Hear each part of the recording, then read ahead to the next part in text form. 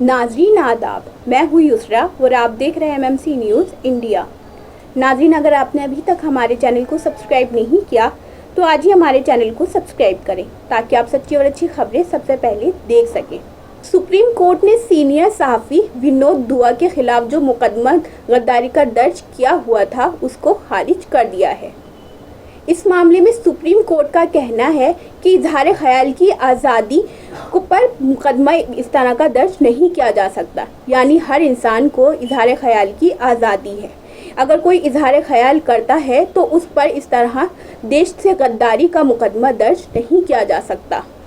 जिस तरह supreme court ने गैर जानिबदाराना तरीके से ये फैसला सुनाया है, यकीनन ये बात काबिले तारीफ़ है। क्या है पूरा मामला, इस पर देखिए हमारी खास रिपोर्ट। सीनियर सहाफ़ी विनोद दुआ को गद्दारी के मामले में सुप्रीम कोर्ट से राहत मिल गई है। तफसीली खबर कुछ इस तरह है। सुप्रीम कोर्ट ने जुमेरात को सीनियर सहाफ़ी विनोद दुआ पर मुल्क से गद्दारी के केस को खारिज कर दिया। दुआ पर अपने यूट्यूब चैनल में मोदी सरकार पर कुछ तबसरों के लिए शिमला, हिमाचल प्रदेश में गद्दारी का केस दर्ज किया गया था। उन्होंने इसके खिलाफ मुल्क की सबसे बड़ी अदालत में अपील की थी, जिस पर सुनवाई करते हुए कोर्ट ने प्राथमिकी और कार्रवाई को खारिज कर दिया। कोर्ट ने 1962 के केदारनाथ बामुकाबला बिहार रियासत केस का हवाला देकर दुआ को बरी करते हुए कहा कि केदारनाथ सिंह के फैसले के मुताबिक हर सहाफ़ी की हिफाजत की जाएगी।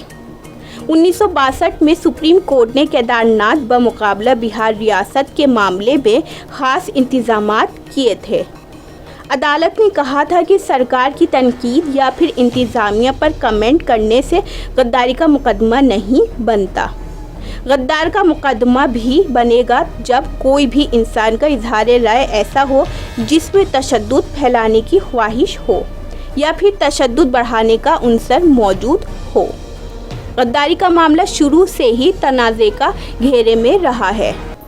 5 साल पहले सुप्रीम कोर्ट में इसको लेकर अर्जी दाखिल की गई थी और गद्दार के कानून पर सवाल उठाया गया था।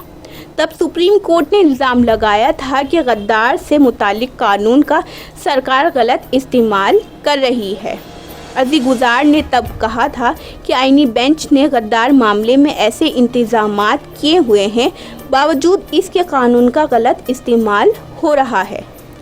सुप्रीम कोर्ट में कॉमन कॉज की तरफ से दाखिल अर्जी में कहा गया था कि सुप्रीम कोर्ट ने 1962 में केदारनाथ बामुकाबला बिहार रियासत के मामले में जो नज़्म-ओ-नस्ख किया हुआ है उसको मानना चाहिए।